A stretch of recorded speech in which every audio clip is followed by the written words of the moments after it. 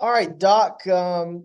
Picking up sort of where we left off. I know we're going to have a short little segment for this first one, but I was curious. Being Force Recon, what was the longest you ever spent in the field? I think the longest was 10 days. Normally, these missions would last um, 4 or 5 days. It was depending upon why you were sent out there. What were you looking for? Um, initially it was we want you to go out and into a particular area, and we had maps that were cut down, and they were probably 4 kilometers by 4 kilometers square, and that was your recon zone. So your team leader would say, okay, I want to look over this trail, not walk down the trail. You never walk down a trail. If you didn't make it, you're not going to walk down it. You can cross over it. You can study it and look to see what kind of traffic had been there, whether it's, boot prints, Ho Chi Minh sandal prints, bicycle tires, truck tires, that kind of thing. And you can set up to observe that trail. And in the meantime, you're looking for landing zones to accommodate whether it's a Huey or a slick, smaller landing zone or larger helicopters such as CH-46, or rarely even bigger CH-53. Now, we didn't use those in the Ashura Valley. It was 2nd and 17th Air Cav from 101st Airborne that were flying us in. And I mentioned this before. These were young warrant officers, same age as us, and tremendously courageous young men. And they would fly us into these uh, particularly difficult areas terrain wise, because a lot of times, obviously, in the jungle environment, you're dealing with triple canopy. So you've got to find places, or on occasion, make an LZ by the use of plastic explosive C4 to take down enough trees and blow them so that they're away and to allow a helicopter to come in. That didn't happen, but a few times. But so getting back to it, you had a small map. You're looking for um, troop concentration, if you found that, um, trails, what direction they were going in, usually south, and the number of people. So you had to go out, locate the enemy, kind of bird dog them, find out where they were going, what their intentions are. And you think, okay, how do I figure out their intentions? Well, what are they carrying with them? Are they carrying, RPGs? Are they heavily armed or not heavily armed at all? Meaning, if they're not heavily armed, they're probably going to a base camp where they're going to get food and water and any kind of resupply. So now you're wondering, where are they going? You know, we didn't speak the language. That was a handicap because they spoke. They talked frequently when they were on the move, and we honestly had no idea what they were talking about. We brought a guy with us one time, um, and I won't go into the names of the people, but he had gone to Monterey language school, and he had come with us, and he was supposed to find out um, if we got close enough what these people were talking about, and that happened. But to make a long story short, we said, "What were they saying?" And he said, "I have no idea." We said, "What do you mean you have no idea?" This guy was a Lance Corporal, and he said, "They're speaking a different dialect." He said, "What we learned was a dialect based upon what was spoken in South Vietnam. These people, I can pick up a couple of words, but I can't tell you what they were saying." So that didn't work well. But that was our job. And of course, once you're on the ground, um, terrain and weather dictate everything you can and cannot do. Okay? If it's raining out, you're not getting out of there. Why? Because helicopters don't fly in the rain. So you're stuck. So now you learn about food and water discipline. You know, you don't eat all this stuff you got in a pack thinking, hey, in 2 days I'll be out of here. You might not be. You might be extended, and that happened frequently. The radio would come up and they'd say, snaky, snaky, be advised, you've been extended 24 hours. And you just kind of sigh and say, well, okay, I figure that because it's the monsoon, it's pouring down rain, and no one's coming out to get us. So, and again, the terrain, when you go up and down these mountainous, they were really hills. I mean, sure, they had elevation that might be two, you know, 2,000 meters up, but that was a rarity for us. We were not mountain climbing up and down hills, but with all that gear on your back, you were exhausted at the end of the day. So you had to, take into account the physical condition of all the people you were with, how well they were going to hold up, depending on the movement of the team. So we might move from the harbor site. The harbor site is where you spent the night. Get out of there, go to a particular area that the team leader has designated, sit up there to watch, and might be two or three guys watching and two or three guys sleeping, or not everyone is sleeping. One guy is on guard the entire time. They're listening. They're listening for the approach of people just to protect the team. And then you'd move again. And then before you go into your harbor site, the last cigarette was smoked by, say, 4 o'clock in the afternoon. There was no smoking, there was no talking. And you would button hook, you'd curl into a harbor site, finding the densest brush you could find to protect yourself from observation. And then we talked about setting out claymore mines and PSIDs to protect yourself. And that was it. And you do this the next day and the next day and the next day. And while you're moving back in the rear, you've got guys with a great big map, grease pencils, and they're tracking you. Every time you move, that grease pencil will be extended. So if you had 4 or 5 teams out, you had people on these maps continuously moving that mark as to where you were and what you were seeing. And constantly, Alex Lee or Bucky Kaufman or Captain Heisel was in saying, what's the latest report? Are they seeing anything? No, sir. All secure at this time. Or um, contact is one thing, and that's when there's an exchange of gunfire.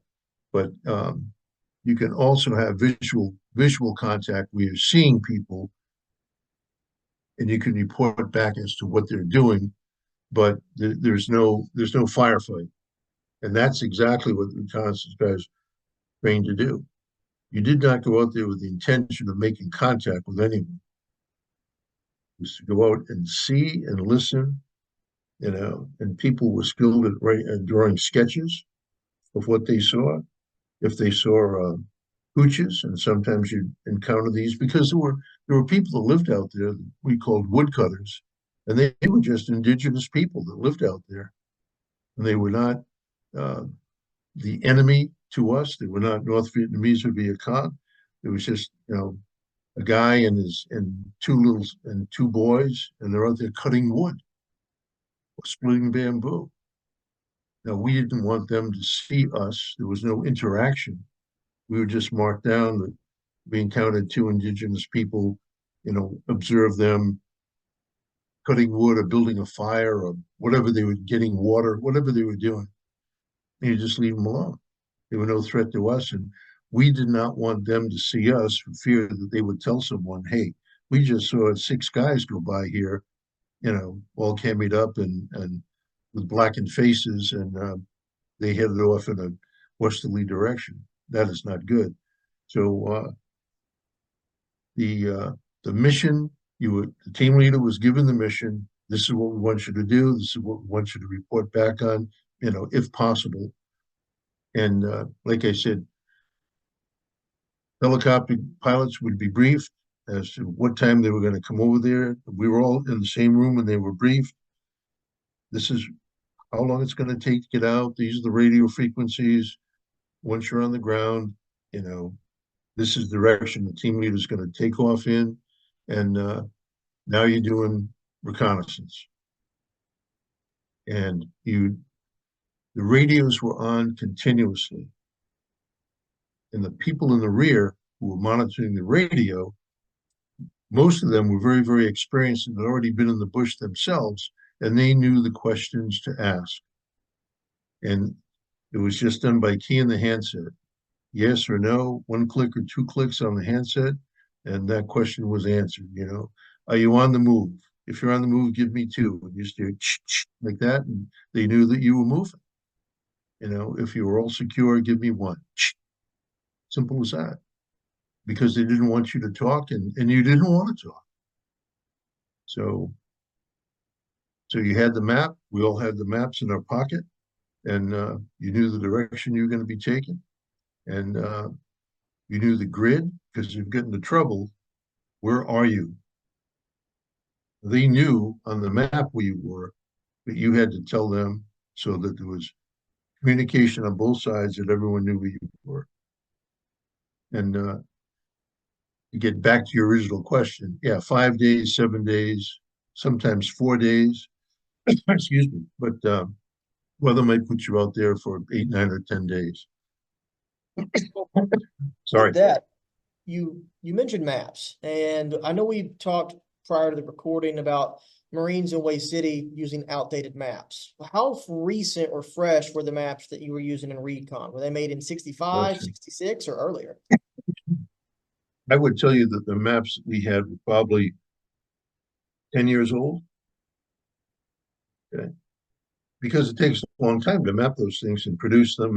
And um, I remember when I retired, I gave the history division a map that had come out of the 3 shop in First Force. And this map was entirely of the Da Nang area, but it was extended out probably like 30 miles. So this map was probably 8 feet across and 8 feet high. And that's the kind of map you had in the COC, Combat Operational Center, right? For them to know exactly where teams were, because they were spread out all over the place. So you just couldn't have a small map; you had to have a very, very large map. But our maps were folded up, covered up with a plastic cover to try to remain possible, because you had the green side, the map that you were looking at, but the backside was white, it was clear. So the last thing you want to do is pull out a map when you're in the jungle, because here you've got a 2 foot square white piece of paper, very, very visual. So guys just kept it very, very close to them, would look down and tuck it back inside a shirt. Usually it was inside a trouser pocket, and just wanted to know if you faced a stream or a higher hill, or the type of vegetation we had, what they call wait a minute vines, these things that had briars and brambles on it, and you go around it, and how far away is that going to take you to get to the objective you're looking, to go to. And sometimes that jungle vegetation was so thick, if you're trying to go through it without cutting it, no one was out there with machetes hacking stuff up. They were trying just to slip through. Every piece of gear you have was going to get caught on a vine, whether it was an M16, a radio antenna. You might make the progress of going, let's say, 100 yards in 3 hours. It was that thick, that dense. So, I mean, that wasn't always the case, but you were prepared for it. So all of your gear was tucked in because you knew that anything that protruded out was going to get hung up on a vine, particularly a weapon. Moving with a rifle in front of you, it's going to get caught up. So, And I guess that's why in a lot of the photographs you see of Force Recon, if you look closely enough, you'll notice taping aspects of the equipment down. we taped our trousers into our boots, And the reason was leeches. They were all over the place. You'd wake up in the morning and it was not uncommon to have not one, but two or three leeches on your face, on your hands, everywhere. And guys would come back after 5 days out in the bush, take a shower, and you'd have a couple of leeches on your back or on your legs. I mean, that was not uncommon. So you tape up. Uh, I can't tell you of the number of times we would take off our boots and change socks because that that hardly ever happened. At least with us, it didn't. Guys just stayed with their boots on the entire time. Whether you cross streams or water or craters full of water and your feet got wet, well, that's just part of the game. You just stayed taped up. So, and it was kind of like a check on silencing yourself. Your dog tags were taped up. You didn't want that, banging and clanging and jingling sounds made because it would attract attention. So you tried to be as quiet as you can.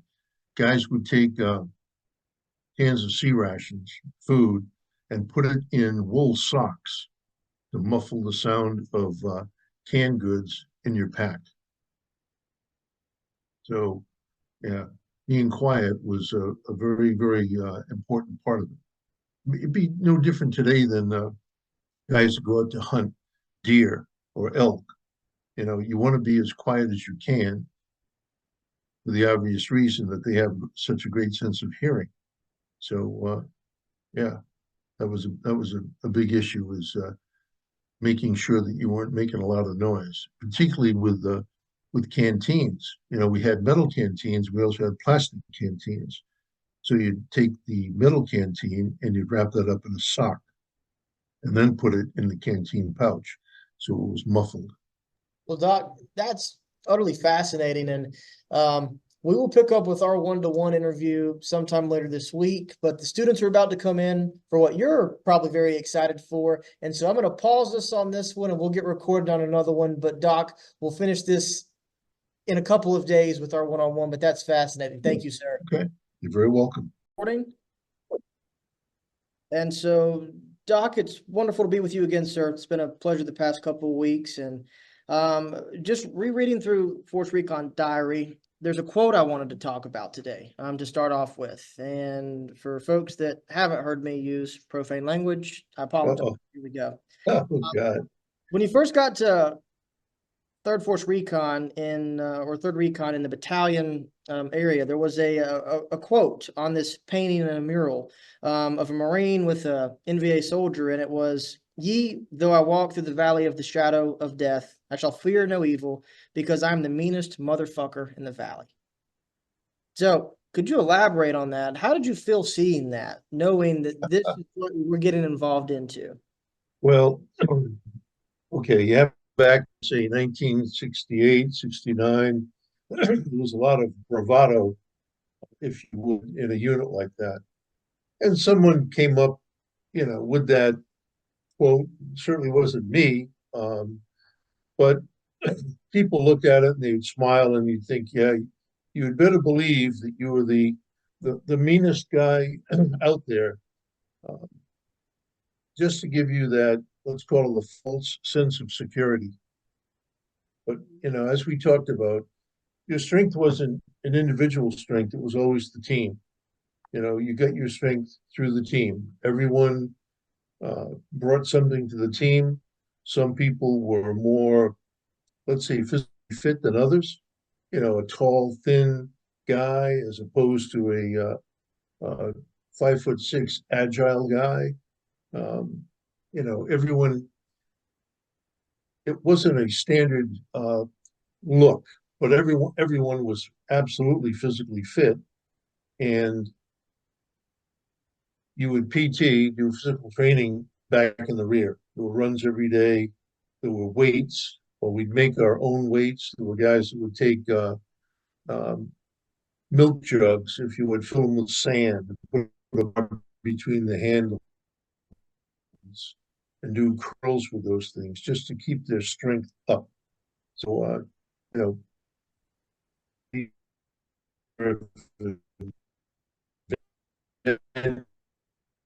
guys found all kinds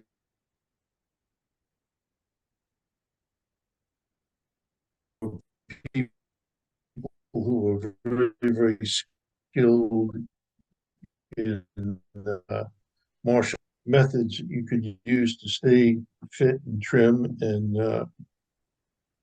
that quote, just because it was a reinforcement of you'd better believe that you were the toughest guy out there. And when you look at it, our enemy, if you would, the NVA, they weren't big men. They were 5'2", 5'3", 5'4", but there was a tremendous amount of respect for them because they were hard. They were well disciplined, uh, pretty well trained. And the fact is, they did not have the logistical train that we had to resupply themselves.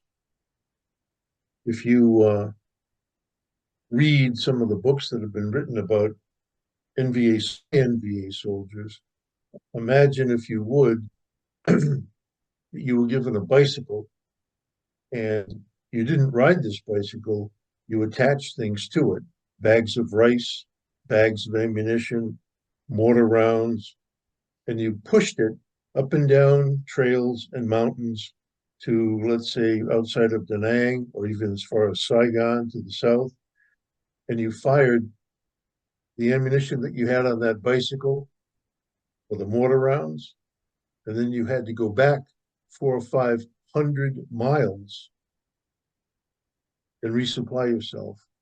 That's a whole different world than for us going back to the rear, and we had a supply depot and an ammunition supply point, and you could draw new ammunition. You could get a new rifle. So anything you needed, it was there. But in listening to debriefs of enemy soldiers, they would be given maybe 20 rounds of ammunition, and every day they would clean and polish those 20 rounds. They were totally accountable. At the end of the day, they would hold out their hands with the ammunition in their hands to show that they hadn't lost anything and it was all clean and serviceable. When we came back out of the field, we would strip off all the ammunition we had, clean the magazines, and get all new ammunition. And you think, okay, what became of all that ammunition that was emptied into a bucket? And it was just turned back in. And I really don't know what happened to it, but we drew new ammunition every time we came back. So, things to consider. How easy it was for us because we had the financial wherewithal to do that, as opposed to the enemy that did not. So, yeah, I the mean, meanest, the meanest, the meanest motherfucker in the valley. That sounds good on a sign that's painted, but is it true? Well, that's up to the individual to believe if that's true or not. well, and I think that's important to highlight the individual view. But I mean, and from an NVA perspective, I think this segues perfectly is that, yeah, we have to factor in what you all call the death cards that were utilized. And perhaps the NVA saw some aspects that, yeah, First Force Recon, Third Force Recon, they're some of the meanest motherfuckers in the valley. And that's what I got here. So what's the purpose of the death card, Doc? That's when people see that's an interesting question. It's to give themselves to come up with the response. Um, I had heard about these cards. I'd seen the cards, um, but I'll tell you, in all my time over there, we never looked at Alpha Ace or a death card on the head of a soldier. I heard that it was done, um, but I think the thing was designed to send a message to the enemy that you are not out here alone. There are people out here that are looking for you, and here's a sign that says so. Now, the average NVA soldier had probably not seen one of these cards before, certainly they knew what playing cards were, but it was like a message being sent. But um, and I'll speak for my brothers in Third Force. No one that I know ever left an ace on someone's head. No one that I know ever did anything to take an ear or a finger. You hear these stories, and that may have happened. It certainly could have happened. I've read about it. I never, nor do I know of anyone that ever disfigured a dead enemy soldier.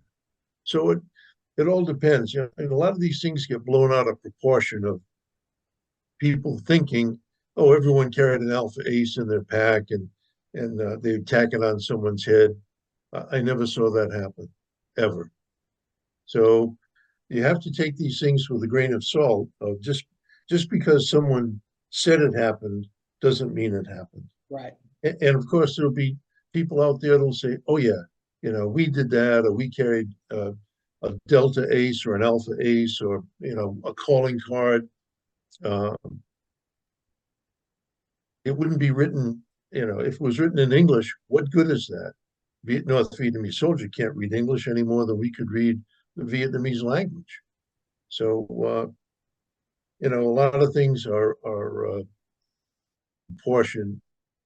People hear about an alpha ace. I've seen pictures of guys holding out a fan of cards like that, and sure they may have had that, but the whole purpose of reconnaissance was to locate the enemy, observe them, and report back on what they were doing, not to make contact. That was about the last thing you wanted to do, was to make contact, because there was only six of you, or five, sometimes four. Early on in the war, elements, you take 15 or 20,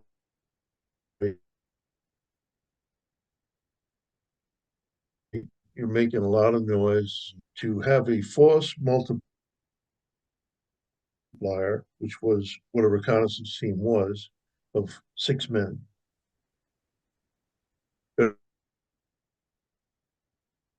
Eight, better than four. And so six was the magic number. Well, and speaking of, Uh-oh, you were muted. Go ahead. I'm sorry. my fault, Doc. It's okay. Some weird internet stuff's going on, I think, on my. Um, Speaking of the Force Recon, when Sure. you would get into contact with NVA, and Yep. let's say it was a small team that was engaged, ambushed, 4, 5, 6 guys, would you check them for, documents to figure out what units were operating in the area? What intelligence would you try to gather from the NVA dead? Okay. So let's say this imaginary. Let's say there was a firefight. Uh, you get ambushed by 4 or 5 guys. You return fire, and you killed all of them. I'm making this up. You killed all of them. Right.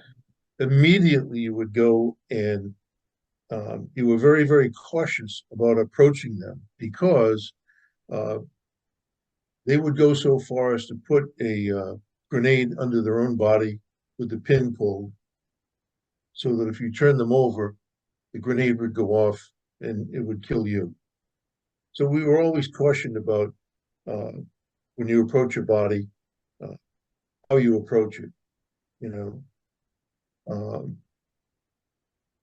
the intel you were looking for would, of course, be notebooks or maps.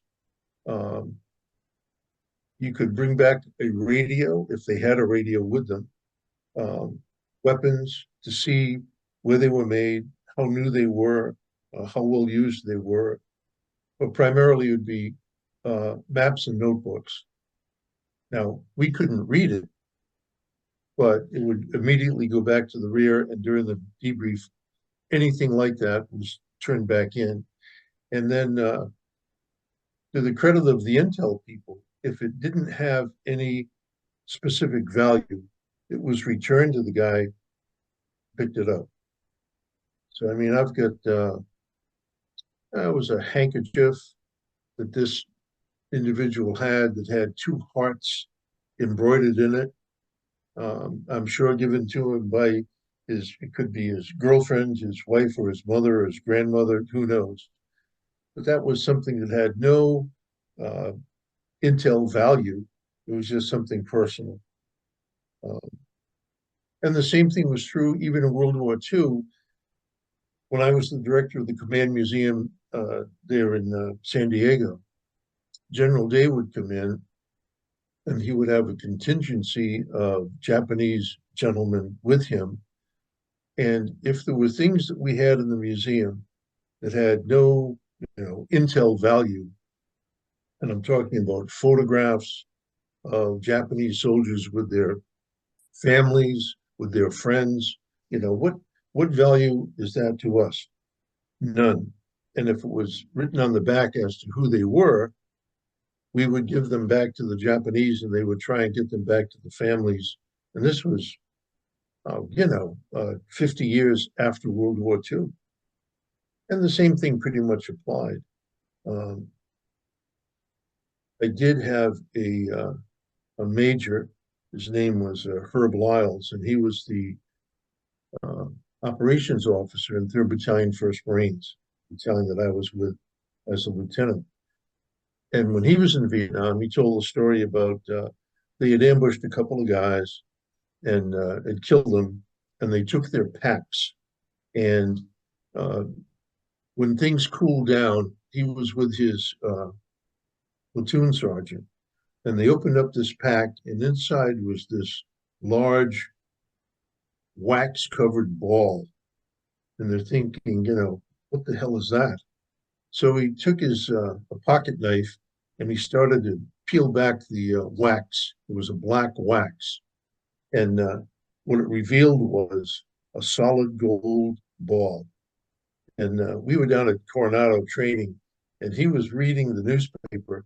And back then, gold had gone up to, uh, I don't know, $600 or $700 an ounce. And he said, I could have taken that wax ball of gold to Hong Kong on an R&R and turned it into a bank back then. And the thing probably weighed, say, like, 8 or 9 pounds. And what they had done was the enemy had confiscated gold, melted it down, and put it in a wax ball. And this guy happened to be carrying it. And he said, by the time it got up to the division, it was probably as big as a gold studded earring. From people whacking off uh, chunks of gold. Now, it was just something that he spoke about, and you think, we never encountered that. But other Marines I had talked to during their tours, sometimes they had encountered or captured or killed paymasters. And they had a pack with piastres in it, Vietnamese money, to pay people when they could. We never encountered that, never. But no gold or anything like that. But documents, yes. Maps, yes. Um, and it was all handed over to the S2, the intel officer, and then he would bring it up to a higher headquarters, and they had people there that could decipher what was written. Well, I'm glad that you mentioned the pack story because it brings up a question I have. Okay. I know that a lot of regular grunts hated the M41 pack, and they would try to take NVA packs or they would trade ARVN packs. So in Force Recon, what kind of packs would you all carry into the field? Were you carrying M41s, or did you have different packs that had been designed for Force Recon and being out in the bush longer? Well, we just called it a rucksack, like an Alice pack type of pack. So you had the large open compartment, and you had 3 pockets, one on the front and 2 on the side. And you just loaded it up with the things that you needed to carry, which was going to be food, um, maybe chains of socks, but there were other things you were required to carry, which would be ammunition, um, radio batteries, starlight scope, uh, and these were for the use of the team. Binoculars, you had 750s and you had a smaller power set of binoculars. The 750s were always coveted because they were a more powerful binocular and you could see much better with them. Um, we did not change clothes. Uh, we did not carry ponchos. We carried poncho liners, and they were great because they helped muffle the sound of anything in the pack. But the outside pockets usually had two quart canteens of water. Then they were plastic, not metal. Very flexible, but that was your big thing was water, and of course water discipline. Not to drink all that water right away. You wanted to hang on to that for as long as possible. But to the degree that some guys would eat the dehydrated, what we call long rats, long range rations that were dehydrated, like chicken and rice and beef and rice and spaghetti. And all you would do is add water to it. It was in a plastic pouch, clear plastic pouch. Add water and let that dehydrated food absorb the water, and you would eat it cold. There wasn't any cooking of sea ration out in the field. Coffee, yeah, in the morning, but very rarely did people have the time, nor did they want to be cooking, just for the sense of smell that would come out of heat tabs, or sometimes we used C4 plastic explosive. It would burn very, very hot, and you would heat up uh, coffee or hot chocolate with heat tabs or C4. Well, speaking of smells, and Yep. I think it's brilliant how you go into describing coffee, but not cooking the sea rations. And that's totally rational, completely understandable. But I've also heard some SOG veterans and some Marine grunts I've talked to who encountered the NVA at close range or set up ambushes, that the NVA had a distinct smell from what their diet was of rotten fish and how you could smell this unique smell. And if you smelled it, you knew NVA were close. Yeah, well, that's true. Um, we encountered guys, two of them that come to mind, who had been in a bunker, like a two-man bunker along a trail. They were there as trail watchers. And to keep warm, they would uh, use slivers of dried bamboo in a small fire. And it was like a smoked ham. Now, being from North Carolina, you know the smell of a smoked ham. Yes, sir. And these guys smell like that because they were just subjected to it, 24 hours a day to stay warm and give some illumination inside this little bunker. And the smell was almost overpowering. But our sense of smell was pretty keen as well. And I can remember on several occasions uh, we could smell uh, the NVA cooking, and it would be like cabbage or vegetables in a cauldron, and you could smell it, so you knew you were close.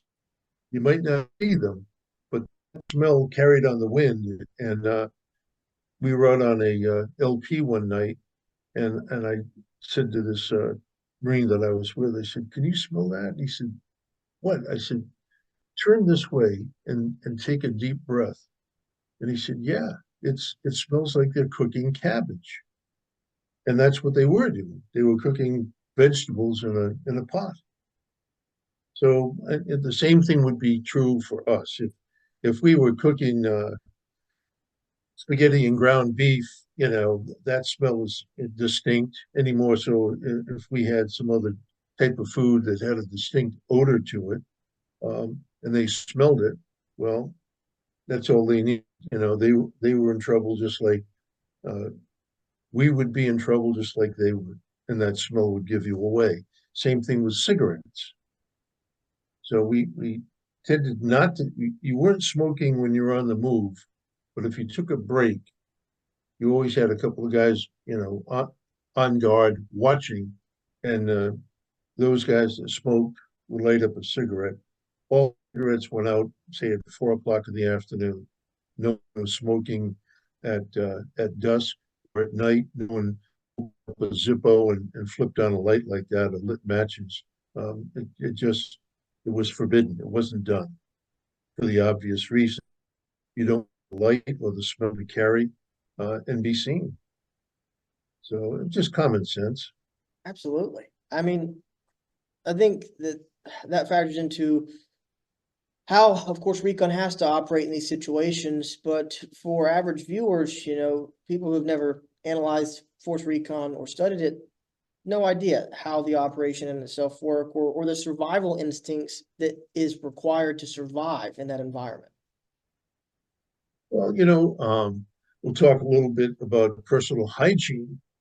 Um, you just have to imagine if you and five of your buddies went out into the woods for a week, uh, you brush your teeth? Sure. Now you're going to use up water to do that, but there was a routine where you would take like a face cloth, okay, and you would wash your face under your arms, anywhere that you needed to wash. You weren't using soap, it was just water, okay? You could bring that water out, wash the back of your neck, wash your face. Um, some guys would shave, but they would dry shave, or they would just take a little cup of water. And there was no soap, it was just water and a razor to, clean up their face. And then afterwards, you would apply camouflage paint. You would have DEET, insect repellent, and you would put that in the palm of your hand, make a little cup, and you would have these, what we call a cami stick, a camouflage stick. You had a light green at one end and a dark green at the other. And you would mix it up, and then you would paint your face with whatever type of pattern you wanted. It was just to break up the pink skin as you moved around. You'd always do the back of your neck and behind your ears to give it that, because you had a bush cover on, but it was to camouflage up, and it was also to keep insects off of your face. So that was continuous. You might do that 2 or 3 times a day. So the process of brushing your teeth, sure, everyone brushed their teeth. Not everyone shaved, but normally everyone shaved. Um, Beards and mustaches weren't allowed, so it was always clean shaven. Your hair was cut short. No one had long hair, no ponytails. Some guys, um, on occasion, had a mohawk, which was interesting. But I mean, they did that. The airborne troops did that in World War II as well. It You did. take a look at some of the guys that jumped in at D-Day. They had mohawks, um, and it was just something unusual, and everyone would kind of look and think, what is that all about? But yeah, it was an individual thing. But you tried to remain as clean as possible, and of course, at the end of 5 to 7 days, heat and rain and sweat, uh, you took on your own odor. The team could stand to be around each other, but other people would just say, "My God, you guys stink." And it was true, but you'd come back to the company area. The immediate thing was a debrief, and you came literally out of the helicopter. You know, put your weapon up, dropped your gear, and you go in for a debrief. And the faces on the guys who had not been in the field when 6 stinking men walk into a room. It was comical to us, probably not so funny to them. But after a debrief that might take an hour or two, then you hit the showers. So personal hygiene was important. Um, I would check these guys for like immersion, not so much immersion foot, but immersion hands, because lots of times in the rain, uh, it's like sitting in a tub for a long period of time. Your hands wrinkle up, but then the skin is so soft it will split. So if you had, a split on your thumb or your index finger, it limits what you can do with your hands. As far as taking a weapon apart and putting it back together and keeping it clean. And that was done on a rotational basis virtually every day. The guys would break down the M16, clean it, oil it, put it back together. If you didn't, in a matter of 2 days, let alone 3, it would virtually jam up and rush shut, particularly on the 45. So there were all these things that you had to do. When you took a break, it wasn't like you just sat around and shot the shit with each other. There was no talking at all.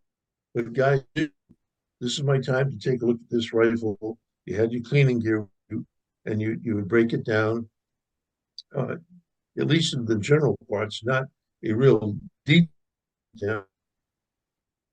Run a cleaning rod through it with a bore brush and patches. Oil it because someone would have oil with them, and we all did. LSA, which is a lubricating type oil, and make sure that those weapons were totally serviceable. And binoculars, you're always cleaning the lenses. Starlight scope, you're always cleaning the lenses. So there was a lot to do to remain um, totally functional with all your gear. So the personal hygiene aspect was set aside. That was done in the morning, and then it was clean the gear, make sure the radio was checked with new batteries. The handset might have new plastic applied to it to keep it as waterproof as possible, and off you'd go. You start off in the direction the team leader wanted to go in. So there was a routine. Uh, I mean, and getting down to it, if people had to relieve themselves, well, that was done naturally, um, and you would bury anything that you left behind. So there was no white or toilet paper left out on the floor of the jungle. It was all buried. Um, as and again, you didn't want to make a lot of noise, but you just dig a hole and push everything into the hole, cover it up with leaves and branches and all, and hide it. And that was the normal routine. Well, I mean, I think that's a brilliant stopping point before the kids come in here. And what I'll do, I'll take the first little interview we did last week and combine it with this one and upload that one. And I've got good news. All the kids who were interviewing you last Thursday, their parents signed a signature, so I get to upload that to YouTube, and people get to see the work that kids are willing to do. So I'm Okay. excited for that. It's awesome.